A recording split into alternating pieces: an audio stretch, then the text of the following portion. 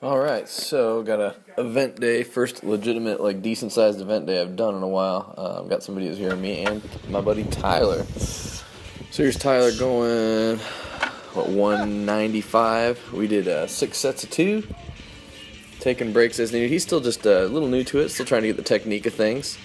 One of the things I was having him try when it got a little heavier here is going to like just deadlift it first. So you don't have to think about the switch on the Continental Clean. So just deadlifting, then dip, and then pop and catch, and then worry about switching your hand. Plus just getting used to how it feels to have that axle just sitting on the gut there. Little tip I picked up from Jared Enterton. So here he goes again.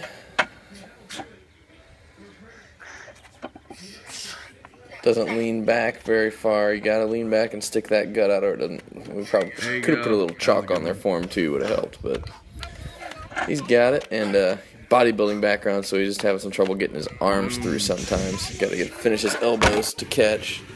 I went 240, 6x2. Felt like a boss today. Just kind of smashed everything. So, yay me! This video is gonna make me look like I know what I'm doing. I'm a little low on the body when I clean it, kind of down by my belly button, sit up by my chest, but this is the weight I have to compete with coming up. So, got a 140-pound circus dumbbell here.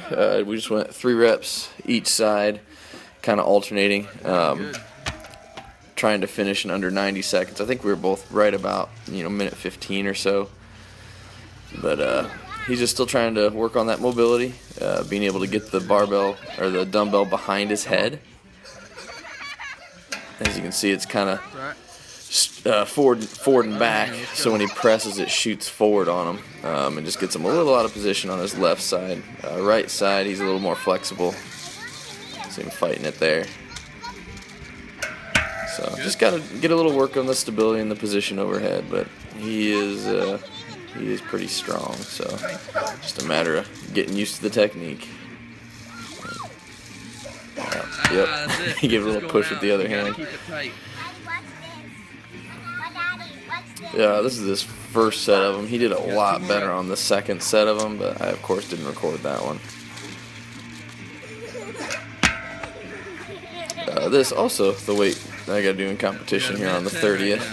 So it's a press medley event. You got 60 seconds, 240 log, 140 circus dumbbell, 240 axle. You just keep rolling through till time's out. So I'm just kind of playing with the weights I'm going to be using, not really maxing out anything hard, just kind of getting a feel for stuff. As you can see, I've had a little more time on events than him, so just the mobility's a little better, coordination's a little better. About to try to knock myself out there. All right. Not going real fast, just kind of getting a feel for the movements, making sure that lockout's stable, making sure I'm steady before I drop. That one was a little funky. You could see the bell turning a little bit as I finished, but the other ones were pretty clean. My second round was a little faster as well, which was nice, but pretty happy with how smooth my left was today. That's good stuff, man. One more round. Yeah, one more. Ready, lefty.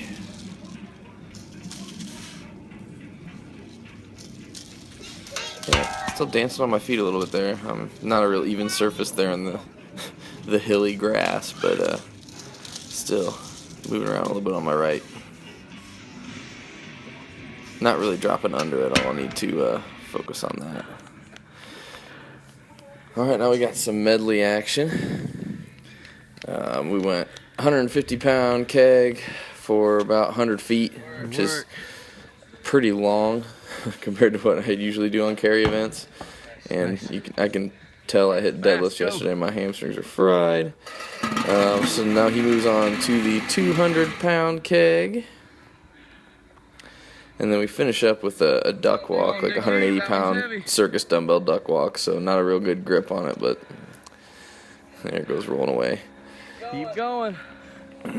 Making it there. So the trick on these is the higher you can get the keg, the more you can move your legs when it's low like this. When it gets heavy, you're not going to have a lot of option, but when it gets low, you just can't move your legs as far, so you're just going to go so much slower than with that 157. You'll see him and me both have it just a little higher so we can just move.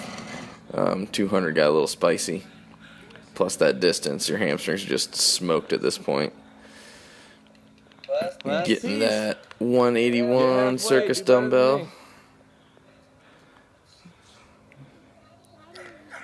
Solid pick. Hadn't really done them before, so he's doing kind of like probably a little bit too big of steps. You want to have a little shorter choppy steps, a little more bobbling back and forth. I do an okay job of it on the next video here coming up. He's just working his conditioning a little bit too. I would say Tyler's just a hair stronger than me brute force wise, but then on the conditioning stuff I usually get him just a little bit, and then on the technical stuff just because he hasn't done it a whole lot. Sporting his Point Blank Nutrition shirt. Little sup shop we work at in town there.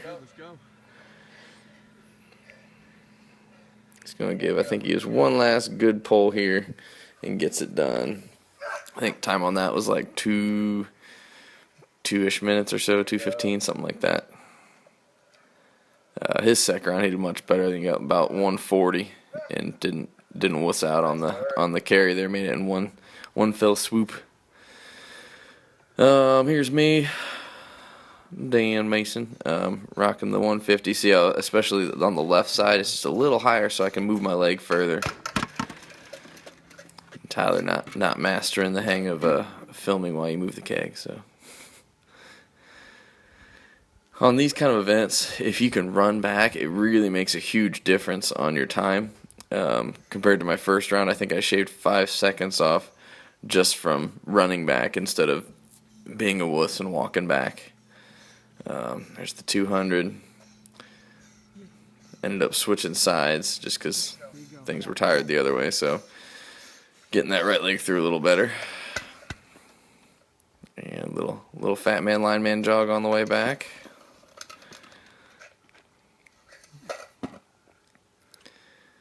And the 181 duck walk.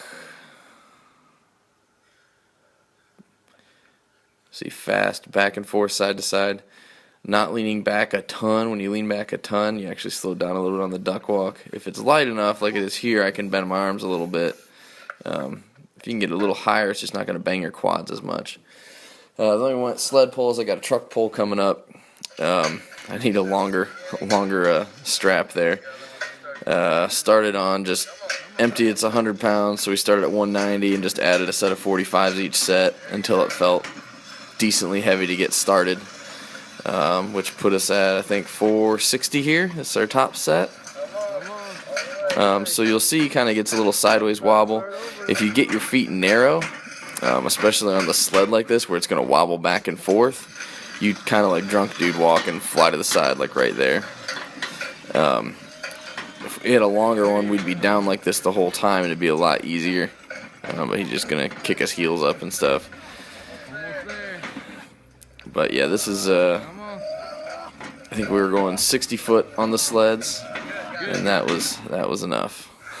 Here we go, big homie. Same thing here, so I'm going to try to keep my feet a little wider than how he did. I always find that the first couple steps, if you take them kind of bigger steps, works pretty well. And then you can move to like the shorter, quicker steps as you build a little momentum, especially if you're pulling a truck because they actually start rolling. Sled is, I think, tougher than like a vehicle pull just because you get some momentum, but it's grinding and friction and there's no real roll happening. So a little fried here. Trying to get low, just not really happening for me. Trying to get those feet wide, just big event day. Everything is just kind of fried. Got a little wider there. Got close enough that I could just tip over and catch. So there you go. The event day.